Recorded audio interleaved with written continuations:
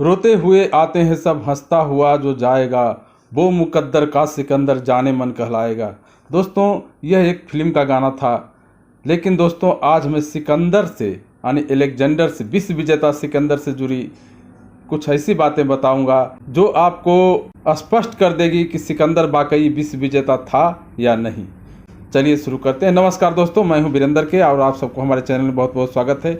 दोस्तों, सिकंदर के बारे में शुरू से ही एक दंत कथा मैं सुनते आ रहा हूं, एक बातें सुनते आ रहा हूं, विश्व विजेता सिकंदर। चलिए मैं छानबीन करता हूं, एक ऐतिहासिक तथ्य का अवलोकन करता हूं कि सिकंदर क्या वाकई विश्व विजेता था या नहीं, या वो रोते हुए आया था, हंसता हुआ गया है या नहीं। सभी बातें क्लियर हो जाएगी। आगे बढ़ने से पहले आपसे अनुरोध है कि आपने अभी तक मेरे चैनल को सब्सक्राइब नहीं किया तो प्लीज़ सब्सक्राइब कर लें, तब बेल आइकन को दबा दें। तो चलिए दोस्तों शुरू करते हैं। दोस्तों, सबसे पहले मैं सिकंदर का ऐतिहासिक तथ्य का अवलोकन करता हूँ कि सिकंदर कौन था, कहाँ से आया था, कहाँ रहता था और क्या था उसके ज़िंदगी से जुड़ी कुछ बातें शेयर करता हूँ। सबसे पहले मैं उसका संक्षिप्त इंट्रोडक्शन करा देता हूँ, परिचय करा देता हूँ कि सिकंदर कौन था। सिकंदर, जिसका वास्तविक नाम अलेक्जेंडर तृतीय था, उसका उपनाम सिकंदर था। उसके पिता का नाम यानी उनके फादर थे फिलिप द्वितीय, माता थी ओलंपिया और सौतेली माता एक थी क्लेओप्टेरा। उसकी पत्नी का नाम रुकजाना था और सिकंदर का जन्म 20 जुलाई 356 ईसा पूर्व में हुआ था। उसका जन्म स्थान का नाम है पेला। उसको गणित, विज्ञान और दर्शन शास्त्र में बहुत रुचि थी। सिकंदर, जिसका जन्म मैं बताया कि 20 जुलाई 356 ईसा पूर्व पेला में हुआ था। पेला नेपोलियन की राजधानी थी, प्राचीन नेपोलियन की राजधानी थी। अलेक्जेंडर फिलिप द्वितीय का पुत्र था जो मैकेडोनिया और ओलंपिया के राजा थे। उसके पड़ोसी राज एपीरूस की राजकुमारी ओलंपिया उसकी माँ थी। अलेक्जेंडर की एक बहन भी थी। सिकंदर ने अपनी प्रारंभिक शिक्षा अपने रिश्तेदार दी स्टर्न, लियोनिडास और एपीरूस से ली थी, जिसे फिलिप ने अलेक्जेंडर को गणित, घुड़सवारी, धनुर्विद्या सिखाने के लिए नियुक्त किया था। दोस्तों, जब सिकंदर 13 वर्ष का हुआ तब फिलिप ने सिकंदर के लिए एक निजी शिक्षक एरिस्टोटल की नियुक्ति की। एरिस्टोटल भारत में अरस्तु कहा जाता है, यानी अरस्तु उसके शिक्षक बने। अगले 3 वर्षों तक अरस्तु ने सिकंदर को साहित्य की शिक्षा दी और वाक्पटुता भी सिखाई। सिकंदर कम उम्र में ही बहुत बड़ा धुरंधर था, यानी वह बहुत सारे सब विषयों का जानकार भी था, गणित, ज्योतिषी, धनुर्विद्या और तलवारबाजी।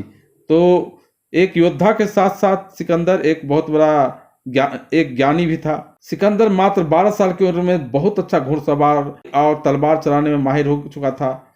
चूंकि वह राजा का बेटा था इसलिए उस पर को सभी सुविधा मिली थी।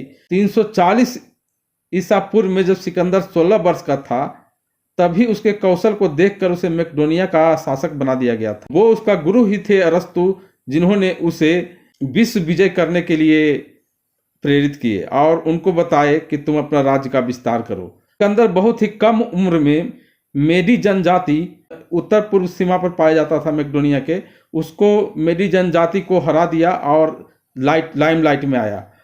इसके बाद राजा फिलिप ने सिकंदर को यानी अलेक्जेंडर तृतीय को अपने आर्मी में सीनियर जनरल पोस्ट की उपाधि दे दी। उसने ग्रीक को भी करारी हार दी और सिकंदर का नाम पूरे विश्व में होने लगा। अब दोस्तों मैं बात करता हूँ 336 ईसा पूर्व में सिकंदर की बहन ने मोलोस्पियन के राजा से शादी की। इसी दौरान एक महोत्सव में पोसोनियास ने राजा फिलिप द्वितीय की हत्या कर दी। विवाह महोत्सव में ही उसके पिता की हत्या हो गई। अपने पिता की मृत्यु के समय सिकंदर मात्र 19 साल का था और उसने सत्ता हासिल करने का जोश और जुनून चरम पर था।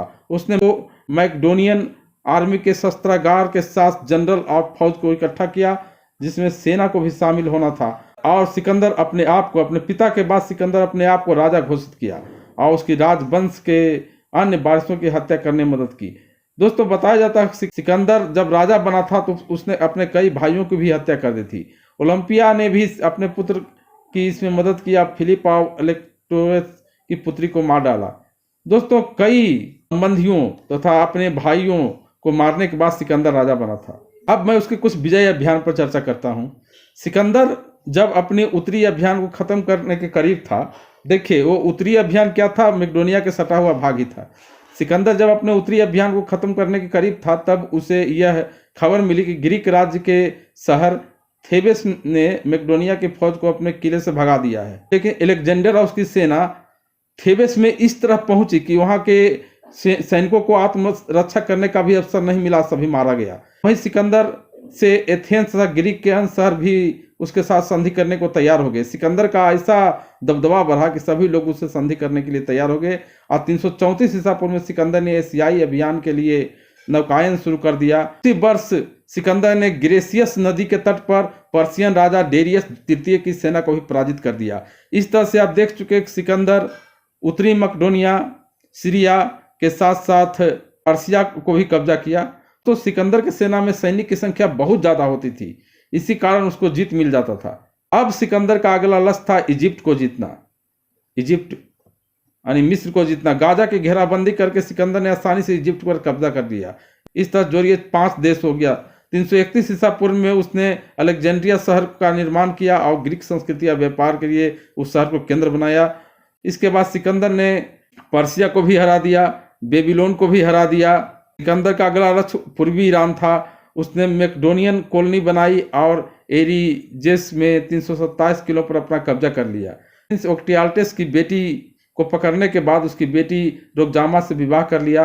328 ईसा पूर्व में सिकंदर भारत में पोरस की सेना से भिड़ा।